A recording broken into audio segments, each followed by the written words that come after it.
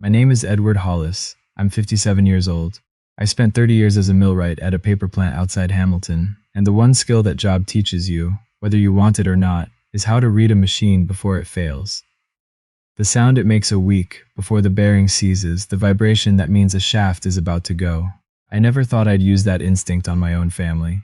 3 weeks before Thanksgiving, the Canadian one, the one in October that nobody outside the country seems to know exists, my daughter-in-law sent my wife a list. 11 dishes, 22 guests, a start time of 5 in the morning.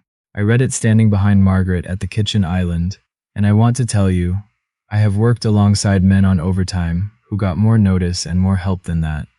Let me take you back to the day I understood. My daughter-in-law had badly misjudged who she was dealing with. Margaret and I have been married 31 years. Before I tell you what happened to her, I want you to know who she is. She ran the front office at a dental clinic in Burlington for 26 years. The same clinic, same desk by the window, until she retired 2 years ago. She remembered every patient's name, their kids' names, who was scared of the drill and needed the radio turned up. She is, without exaggeration, the most capable person I have ever shared a roof with. She is also someone who spent her whole life making things easy for other people, and never once asked anyone to make anything easy for her. Our son Nathan is 33.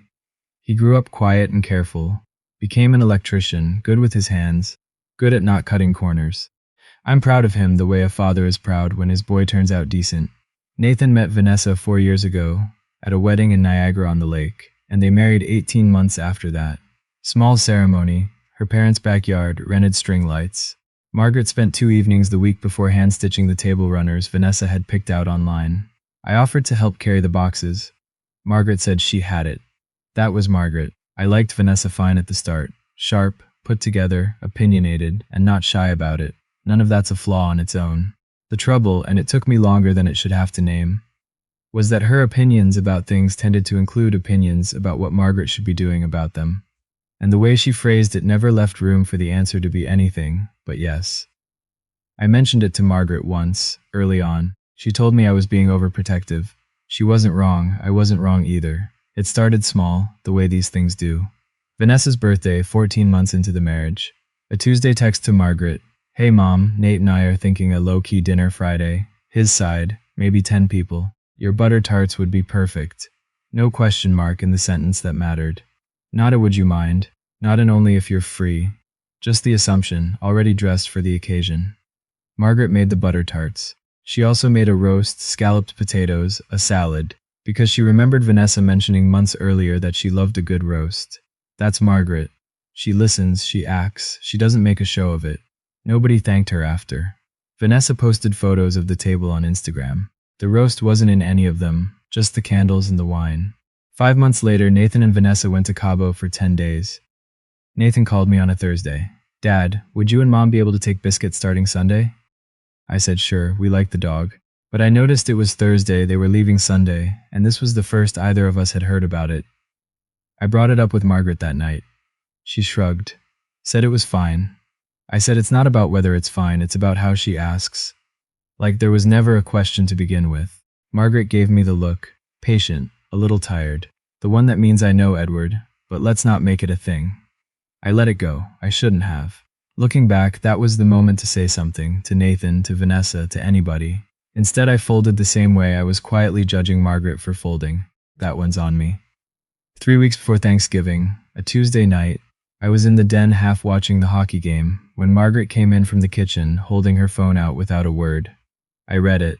Turkey, brined overnight, stuffing from scratch, mashed potatoes for 22, roasted squash with maple and pecans, a green bean dish, fresh cranberry sauce, not the canned kind, dinner rolls made from scratch, gravy, 2 pies, a cheese board for when people arrived. 11 items. Below it, 22 confirmed, 5 a.m. start, kitchen's all yours. Kitchen's all yours. Not our kitchen. Not would that work. Just a confirmation, like a work order closing out. I looked at Margaret. She was standing in the doorway, arms crossed, very still, the way she gets when she's deciding if something is as bad as it looks. It was as bad as it looked.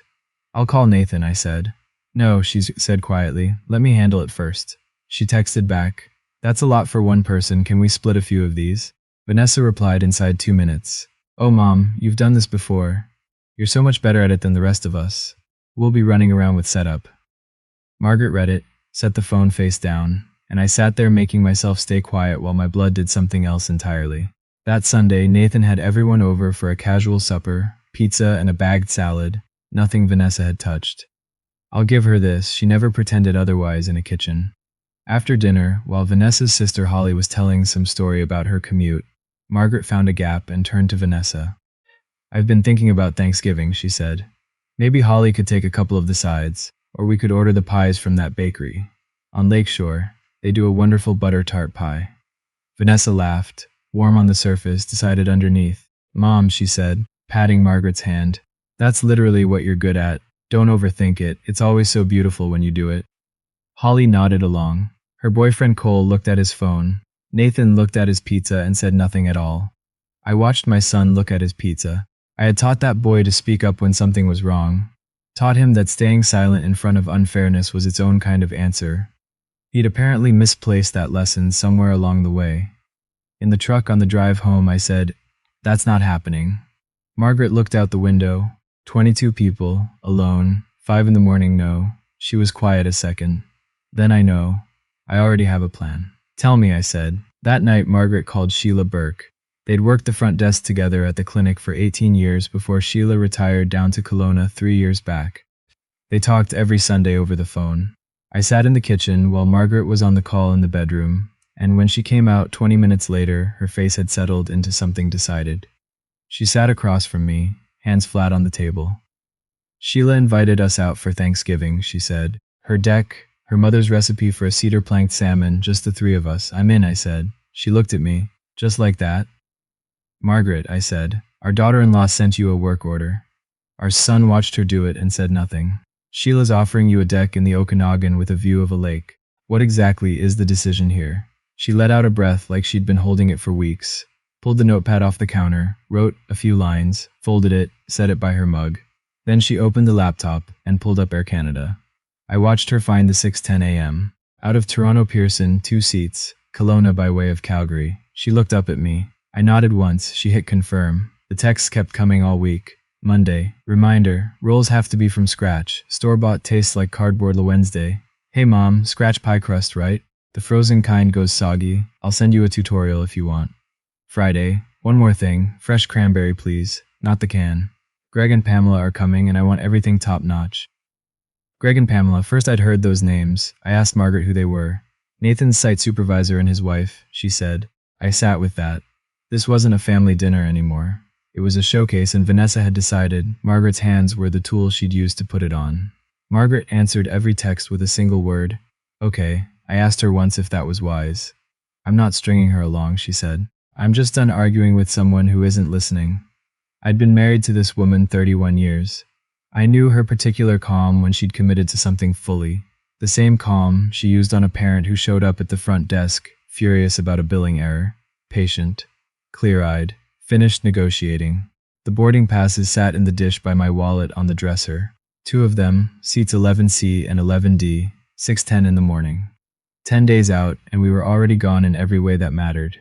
8 days before, Margaret drove over to drop off a spare house key that didn't fit Nathan's new locks anymore. She came back half an hour later and sat at the kitchen table without taking her coat off.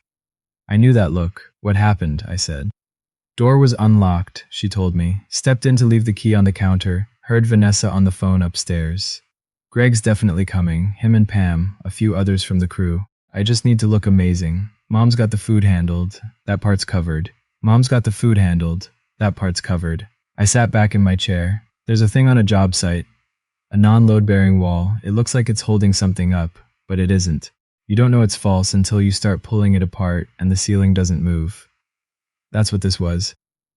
Vanessa had built something that looked like a family dinner, but was really a professional event, and the piece she'd decided was load-bearing without asking anyone was my wife.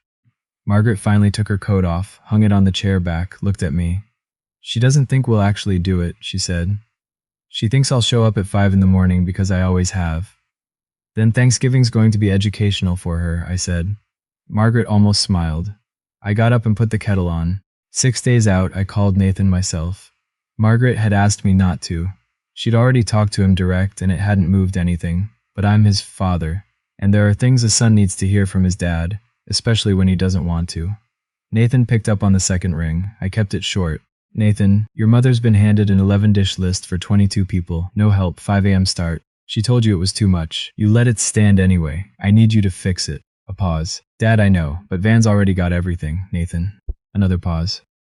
It's just this one time, he said. I've worked enough job sites to know a man repeating someone else's words. Those were Vanessa's, preloaded and ready to go. I'm telling you plainly, I said. Your mother is not catering your wife's networking dinner. Fix it. Dad, I really think you're... I love you, he said. Good night, I said, and hung up. Margaret was at the table when I came back in. Read my face. Well, she said, he's not ready to hear it yet. He will be, I said. She nodded slow, then got up, went to the hall closet, came back with her suitcase, set it on the bed, and started packing. Before I tell you what we packed, let me ask you something.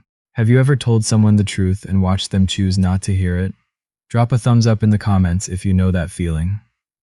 There's a flannel shirt I want to tell you about. Heavy, red and black checked, the one I wore every Saturday morning, making blueberry pancakes from scratch. Nathan still talks about those pancakes, which I take a quiet satisfaction in. The shirt hung on a hook in the mudroom, paint smudge on the cuff from a deck project. 2 summers back I never got around to scrubbing out. The night before Thanksgiving, while Margaret packed, I went out to the mudroom, not sure what I was after. Something to do with my hands, maybe. I took the shirt down and held it.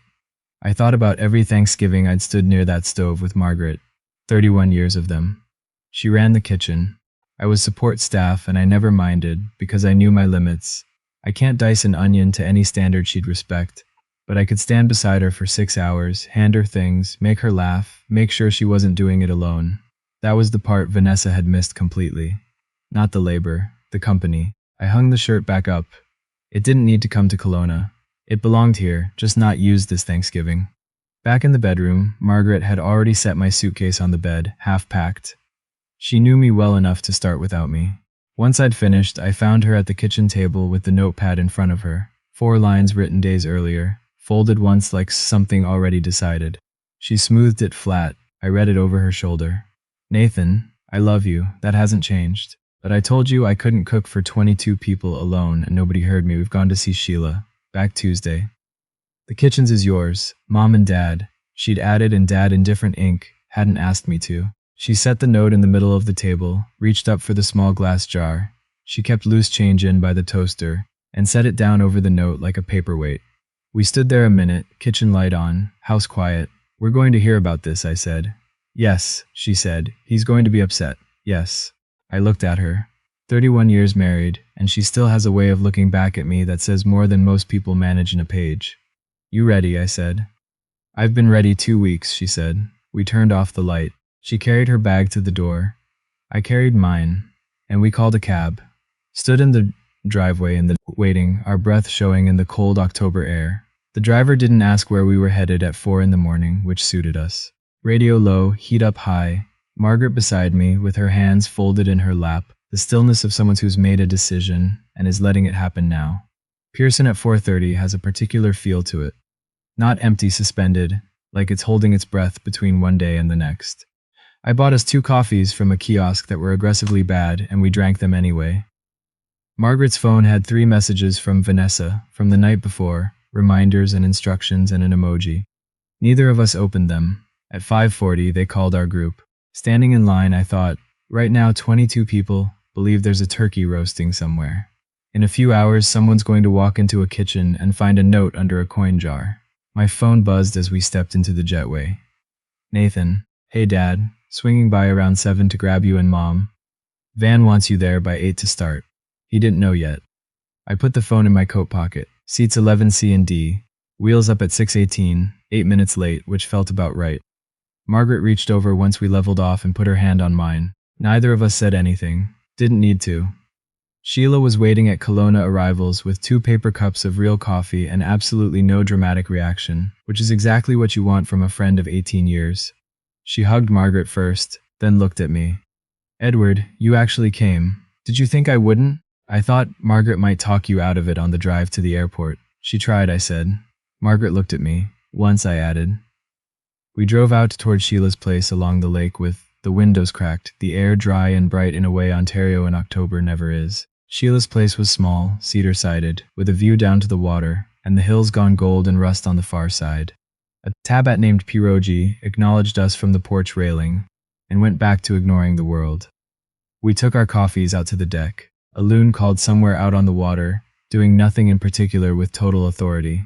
Margaret's phone lit up on the table between us. Nathan, then Vanessa, then Holly. I turned it face down. Sheila looked at me. You know it won't stop. It'll stop when it stops, I said. She poured more coffee. I sat back and thought. Somewhere in Burlington right now there's a kitchen with a note in it and no turkey, and here I am on a deck in the Okanagan watching a loon do nothing at all. Some problems take care of themselves. Nathan told us what happened after, in pieces, over the following days. I'll tell you what I know. At 7:45, Vanessa came downstairs in a new linen apron she'd bought specifically for a prep photo she had planned. Golden morning light, flour on the counter, the whole thing. The kitchen was dark and cold. No Margaret, no Edward, no turkey on the counter, no smell of anything. Just the table, and on it a small glass jar, and under it a folded sheet of notepaper. She picked it up and read it. Nathan came down 2 minutes later and found her standing there, still holding it, not moving. He read it too. He told us later, he stood 30 seconds without saying a word. Then he called me.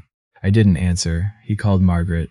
No answer. Called my cell again, texted, then tried the landline on the off chance we'd left our phones at home and were sitting there in the dark. Then he called Holly. Holly showed up at 8:15, still in her coat. Vanessa, can you carve a turkey? Holly Van, I've never roasted a turkey in my life. Cole offered to look it up on YouTube. Nobody took him up on it. 22 people had confirmed. The flowers for the table had been delivered the day before. Greg and Pamela had RSVP'd within 20 minutes of getting the invite. In Kelowna, I was watching a loon. The clock in Nathan's kitchen read 8:45, 6 hours to dinner. By 9, Vanessa had called 4 places. The first stopped taking holiday orders back in September.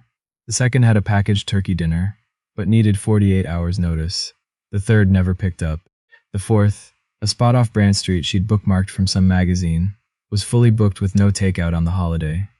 She hung up on that one without saying goodbye. Nathan drove to the grocery store at 9:30. The turkey section, a full aisle 2 weeks earlier, was down to 2 frozen birds, the smaller one needing 3 days in the fridge to thaw safely. He stood in the freezer aisle with an empty cart and nothing good to do about it. Came home instead with 3 rotisserie chickens from the deli, a box of instant mashed potatoes, a bag of frozen dinner rolls, a butter tart pie from the bakery case with a dent in the lid, and a wedge of cheddar and crackers, because he remembered at the last second she'd mentioned a cheese board. Holly tried the green beans off a recipe on her phone, got a call partway through, forgot to set a timer. The kitchen smelled like burnt onion the rest of the day. Guests started arriving at 1:30. Greg and Pamela showed up at 1:45, exactly on time, the punctuality of people at a work event who've calculated precisely how long they intend to stay. Greg in a blazer. Pamela handed Vanessa a bottle of wine at the door, with a smile that gave away nothing. The table looked beautiful, I'll grant her that. Vanessa had a real eye for it. White cloth, amber centerpiece, candles at every place. Then the food came out. 3 rotisserie chickens on the good china. Mashed potatoes with a faint gray tint under the candlelight. Rolls cold in the middle. The butter tart pie on a cake stand. The dented box nowhere in sight, but its outline still pressed faintly into the crust. Pamela looked at the spread, set her wineglass down carefully, said nothing. Vanessa smiled around the table. We had a last-minute change of plans. My in-laws weren't feeling well. Greg nodded. That's too bad, he said. In the kitchen, Nathan stood at the counter with his back to the room. He'd asked his mother to cook for 22 people alone. She'd told him plainly it was too much. He'd said, "Can you just do this one thing?" Standing there looking at 3 grocery store chickens on his wife's good china, he understood, in the way things finally land when they stop bouncing off the surface, what one thing had actually meant. Sheila's mother's salmon was everything promised. Cedar plank, maple glaze, the skin crisp where it touched the wood. We had it with real mashed potatoes, butter pooling, a salad from her garden, a white wine that punched well above its price. We ate out on the deck, the afternoon light sliding gold across the lake, the hills going amber behind it. Pierogi had migrated from the porch railing to the doorway, occupying the threshold the way cats do, like every boundary is just a suggestion. I was telling Sheila about a retirement project I'd taken on, refinishing the old workbench in the garage, when Margaret's phone rang on the table between us. Vanessa. Margaret looked at the phone, then at me, then at Sheila. Sheila looked at her salmon. Margaret picked up, Mom. Vanessa's voice, a register higher than usual, tight at the edges. Where are you? Do you know what's happening here right now? Greg's at our table, and there's nothing ready. You could have at least called. Margaret set her fork down, looked out at the water. Vanessa, she said, the same voice she used at the front desk with a parent furious over a billing mix-up. Clear, unhurried, finished negotiating. I told you I couldn't do it alone. Said it 3 weeks ago. Said it again at Sunday dinner. Edward called Nathan directly. Nobody heard us. A pause. So you thought about yourselves instead. A silence on the line. That's so selfish. We'll be home Tuesday, Margaret said. I hope the rest of your evening goes well. She hung up. Sheila refilled her wine without being asked. 20 seconds later, my phone rang. Nathan. I picked up. He didn't say anything right away. I could hear him outside, the muffled noise of the party behind a closed door, then just the backyard and the wind. Dad. His voice had changed. The edge was gone. What was left underneath was quieter. The sound of a man who'd stopped performing and started feeling something. I don't know what to say. I knew it was too much. I kept telling myself it'd be fine, that you'd both just... And I didn't say anything when I should have. He stopped. I'm sorry, Dad. Tell Mom I'm sorry. I believed him. Nathan had never lied to me. He'd taken the easier road, stayed quiet to dodge a fight, let things slide because confrontation cost more than he wanted to pay. That's a failure of nerve, not character. There's a difference. And I'd made the same failure myself earlier in all this. He came by it honest. I know, I said. We'll talk when we're home. Tuesday. Go take care of your guests. Is the food any good? He asked. I looked at the plate in front of me. The sister-plank salmon, the buttered potatoes, the deck warm in the last of the light.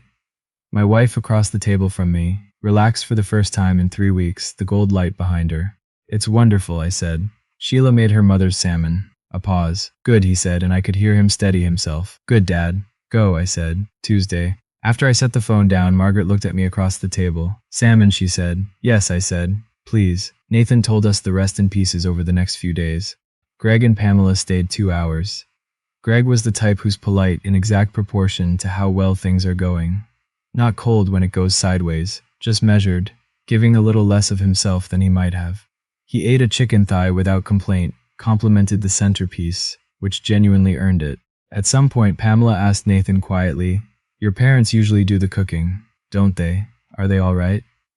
Nathan said they'd had a prior commitment they couldn't move, which was true. Vanessa, from across the table, said there'd been a last-minute change of plans, also true depending how you define last minute. The two stories didn't quite line up, the way improvised explanations don't when two people are solving the same problem from different angles and haven't compared notes. Holly had given up on the green beans and was sitting at the end of the table next to Cole. At one point she looked down at Vanessa and said, Quiet but clear. Van, you should have asked them properly. Vanessa said don't start. Holly didn't. But she held the look a second level. The expression of a younger sister who's run clean out of benefit of the doubt before she went back to her plate. Guests left by 5, early for a holiday dinner. Earlier than it would have ended with a real turkey and a kitchen that had been running since dawn. And the kind of warmth a house builds when someone's been cooking in it all day. After everyone left, Nathan did the dishes himself, first time he'd ever washed up after a big family meal. That surprised me until I thought about it, and then it didn't. Margaret had always done it. I'd helped sometimes, but it was always hers. Standing at the sink, Vanessa came in and told him he should have called them more. He shut the water off. I did call them, he said. They told me it was too much, a pause. You knew, she said. Yeah, he said, I knew. He turned the water back on. She left the kitchen. She didn't post anything to Instagram that night. She'd taken photos earlier, the centerpiece, the table, before the food came out, and they stayed in her camera roll. Greg's next email to Nathan the following Monday was a routine note about a job timeline. He didn't mention Thanksgiving once. We flew home Tuesday afternoon. Toronto was gray and drizzling. The particular October gray Ontario specializes in, not dramatic enough to be interesting, just a low ceiling that makes you appreciate having spent 4 days somewhere with loons and a view of a lake. The cab pulled into our driveway, and Nathan was sitting on our front steps. Not his place, ours. He'd driven 40 minutes to sit there without calling first, which told me he'd thought about it long enough to know a phone call wasn't going to cut it. He stood when I came up the walk. We looked at each other. He looked tired the way people do when they've been honest with themselves for the first time, and it cost them sleep. Vanessa didn't come, he said. Okay, I said. We went inside. Margaret had gotten in a few minutes ahead of me, kettle already going. The three of us sat at the kitchen table. The same table the note had sat on 5 days earlier, the same chairs we'd used for 30 years. I knew it was too much, and I said nothing, Nathan said. I kept telling myself it wasn't worth a fight. I let Van treat you both like you'd just show up, and I told myself that was fine. He stopped. It wasn't. No, I said, it wasn't. He looked at me, like he expected more scaffolding around the truth. I didn't have any to give him. Margaret put her hand over his on the table. We love you, she said. That's not in question. But we won't be made invisible for someone else's convenience. Not even yours, I hear you, Nathan said. Good, Margaret said, and poured the tea. We sat a while without filling the silence. The kind of quiet that only shows up after something true gets said and actually lands. The best half hour the three of us had had together in 2 years. I want to ask you something. Have you ever had someone finally hear you, after a long stretch of not being heard? Tell me in the comments. Vanessa called on the Monday, I answered. I want you to know that what you did was really hurtful, she said. Vanessa, I said, I understand it felt that way. I'd like you to understand that when you send someone an 11-item list and call it a family invitation, that's hurtful too. We can talk about this honestly or we can leave it here. Your choice. Silence. Then she hung up. She called back 2 days later, talked less, listened more that time. Asked how the trip was. Said the Okanagan sounded nice. Said she'd been thinking. She didn't apologize in those words, but she asked questions for the first time in 2 years instead of just handing out instructions, and I took that as close to an opening as we were going to get. Margaret took the second call. They talked 11 minutes, longer than they'd ever managed before. Margaret told me after, without Vanessa handing her a single task. There was no big reconciliation, no moment where everybody cried and understood each other perfectly, and promised to be different people. That's not how it works. What changed was smaller and more useful than that. An assumption got removed.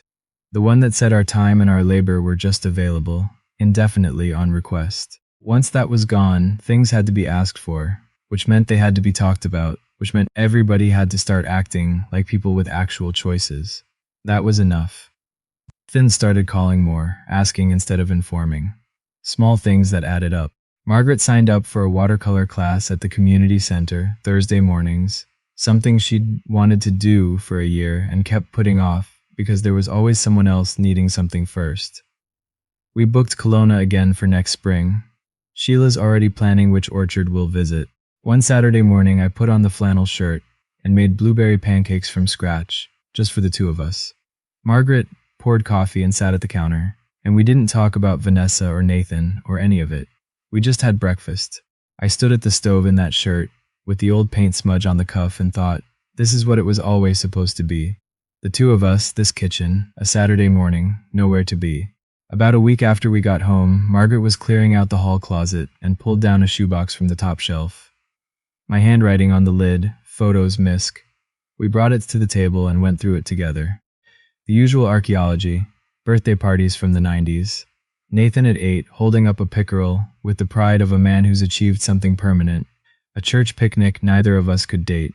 Near the bottom, Margaret pulled out a photograph. Thanksgiving 8 or 9 years back, judging by how the kitchen looked before we redid the counters. She was at the stove. I was standing behind her, arms loose around her shoulders, my cheek against her hair. We were both laughing at something. I don't remember what. The timer was probably going, the turkey in the oven. One of us had said something that landed just right. I didn't remember being photographed, but I remembered the feeling. Being in it, not watching from a comfortable distance, not stepping in for the parts that needed me, and stepping back for the rest. Just there, for all of it, because that's where I wanted to be, because she'd never once asked me to stand there, which made it matter more, not less. That was the thing Vanessa had never understood, and the thing Nathan had forgotten somewhere along the way, and had to relearn the hard way. You don't send someone you love a work order, you show up. Margaret put the photo in a small frame and set it on the shelf by the toaster, next to the coin jar. We stood looking at it a minute. We should have gone out west years ago, she said. We were exactly where we needed to be, I said, until we weren't. She looked at me. That's very deep for a Tuesday. I'm a deep man, Margaret. She laughed. And I thought that's what 31 years were for. Not to produce a Thanksgiving dinner for somebody's boss. To produce this, two people in their own kitchen on a Tuesday afternoon, laughing at nothing, with nowhere they had to be.